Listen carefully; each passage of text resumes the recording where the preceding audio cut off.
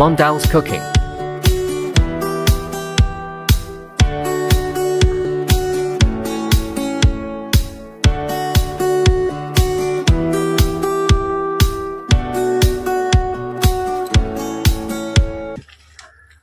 আসসালামুআলাইকুম, মন্ডলস cooking এ আরো একটা recipe নিয়ে এসেছি আপনাদের সঙ্গে।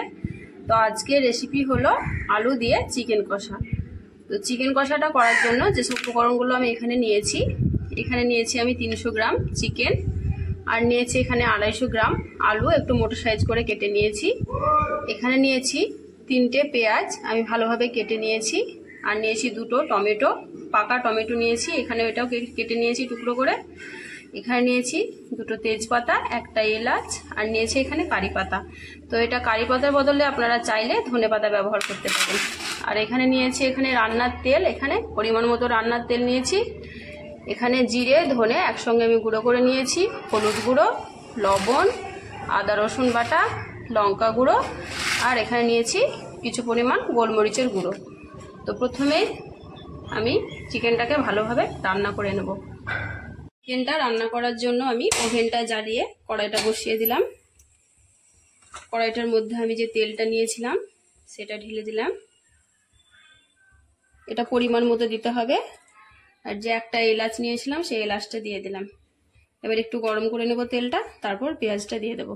তেলটা গরম হয়ে গেছে, এবার আমি যে কুচি করে রেখেছিলাম পেঁয়াজগুলো সেগুলো দিয়ে দিলাম। এবার পেঁয়াজটা আমি ভালোভাবে লালচে বাদামি করে ভেজে নেব। পেঁয়াজটা আমার লালচে বাদামি করে ভাজা হয়ে গেছে। এই অবস্থায় আমি আদা রসুনের পেস্টটা দেব। এটা আমি এই ছোট চামচা 2 চামচা দিলাম। আবারও কিছুক্ষণ নাড়াচাড়া করে নেব। কিছুক্ষণ নাড়াচাড়া করার পর এবার আমি কেটে রাখা টমেটোটা দিয়ে দেব। আবারও কিছুক্ষণ নাড়াচাড়া করে নেব। আবারও কিছুক্ষণ নাড়াচাড়া করার পর এবার আমি বাকি মশলাগুলো দিয়ে দেবো। প্রথমে লঙ্কা গুঁড়োটা দিয়ে দিলাম, এটা ঝাল হিসাবে দেবেন। যেহেতু আমি কাঁচা লঙ্কা দিচ্ছি না তাই একটু লঙ্কা গুঁড়োর পরিমাণটা একটু বাড়িয়ে দিলাম।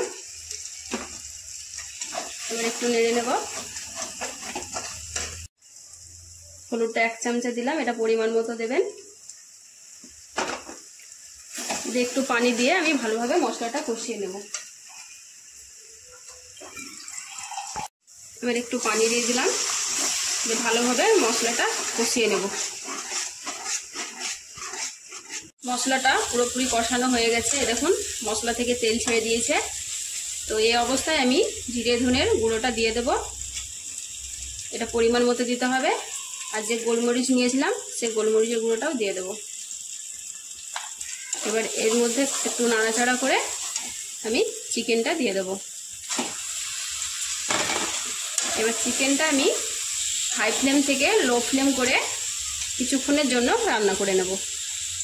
তেজপাতা 2টো আমি নিয়েছিলাম সেটা এবার আমি দিয়ে দেব এবং লবণটা দিয়ে দেব। লবণটা স্বাদ হিসাবে দেবেন।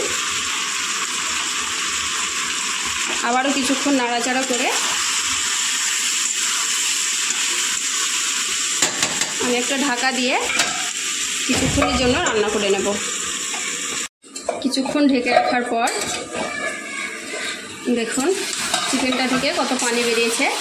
তো এই পানিটার মধ্যেই কিন্তু আমরা চিকেনটা সেদ্ধ করে নেব। আবারও কিছুক্ষণ নাড়াচাড়া করে রান্না করে নেব। আমি এখানে কোনো পানি অ্যাড করব না। এখন ভালোভাবে চিকেনটা কষা কষা হবে, তারপর আমি এর মধ্যে পানি অ্যাড করব। কিছুক্ষণ রান্না করার পর চিকেনটা আমার সম্পূর্ণ কষানো হয়ে গেছে, দেখুন। তো এই অবস্থায় আমি এর মধ্যে পানি অ্যাড করে দেব। একটু ফুটিয়ে নেব।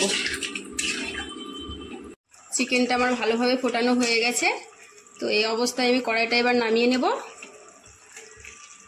আর যে আমি কারি পাতাটা আর আলুটা রেখেছিলাম সেটা এবার ভাজার জন্য আমি একটা কড়াই বসিয়ে দিলাম এবং কড়াইয়ের মধ্যে কিছু তেল দিয়েছি। তেলটা গরম হয়ে যাবে, তারপর আমি এর মধ্যে কারি পাতাগুলো দিয়ে দেব। তেলটা গরম হয়ে গেছে, এবার এর মধ্যে আমি যে কারি পাতা নিয়েছিলাম সেটা দিয়ে দেব। একটু ভেজে কারি পাতাগুলো তুলে নেব।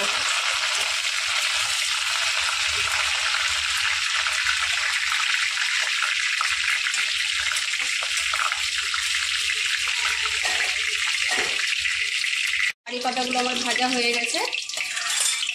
এবার আমি কারি পাতাগুলো একটা বাটিতে তুলে নেব। পাতাগুলো আমার ভেজে তুলে নেওয়া হয়ে গেছে, তো এটা আমি সাইডে রেখে দেবো। এবার এর মধ্যে যে আলুগুলো রেখেছিলাম, কাঁচা আলু, এগুলো আমি তেলে ভেজে নেব।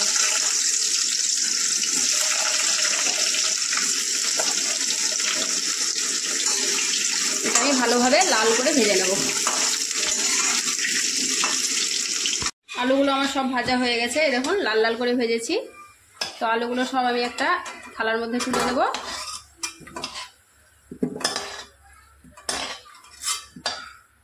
আলুগুলো আমার সব তোলা হয়ে গেছে। এবার দেখুন এই তেলটা থেকে গেল, তো এই তেলটা আমি এবার রেখে দেবো। এই তেলটা আমি অন্য রান্নার কাজে ব্যবহার করে নেব। তো এবার আমি যে চিকেনটা রান্না করে রেখেছিলাম, সেই চিকেনটা এবার ওভেনের মধ্যে বসিয়ে দেবো।